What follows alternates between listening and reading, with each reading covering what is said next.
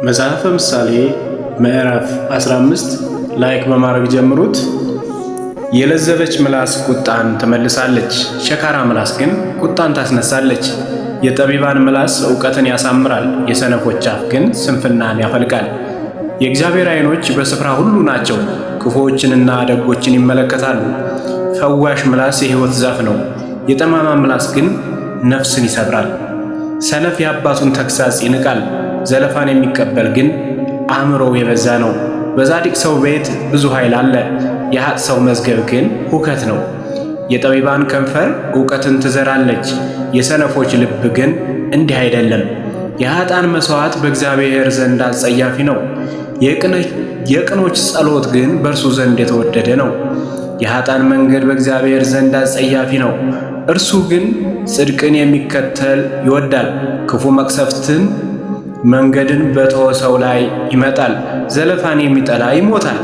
ሲኦልና ጥፋት በእግዚአብሔር ፊት የታወቁ ናቸው፣ ይልቁንም የሰዎች ልብ የታወቀ ነው። ፌዘኛ ሰው የሚዘልፈውን አይወድም፣ ወደ ጠቢባን አይሄድም። ደስ ያለውን ልብ ፊትን ያበራል፣ በልቡ ሐዘን ግን ነፍስ ትሰብራለች። የአዋቂ ልብ ዕውቀትን ይፈልጋል፣ የሰነፎች አፍ ግን በስንፍና ይሰማራል።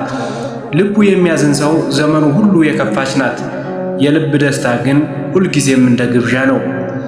እግዚአብሔርን ከመፍራት ጋር ያለ ጥቂት ነገር ሁከት ካለበት ከብዙ መዝገብ ይሻላል። የጎመን ወጥ በፍቅር መብላት የሰባ ፊሪዳ ጥል ባለበት ዘንድ ከመብላት ይሻላል። ቁጡ ሰው ጠብን ያነሳሳል፣ ትዕግሥተኛው ሰው ግን ጸጥ ያሰኘዋል። የታካች መንገድ እንደ እሾህ አጥር ናት፣ የጻድቃን መንገድ ግን የተደላደለች ናት። ጠቢብ ልጅ አባቱን ደስ ያሰኛል፣ ሰነፍ ልጅ ግን እናቱን ይንቃል። ልብ ለሌለው ሰው ስንፍና ደስታ ናት፣ አስተዋይ ግን አካሄድን ያቀናል። ምክር ከሌለች ዘንድ የታሰበው ሳይሳካ ይቀራል፣ መካሮች በበዙበት ዘንድ ግን ይጸናል።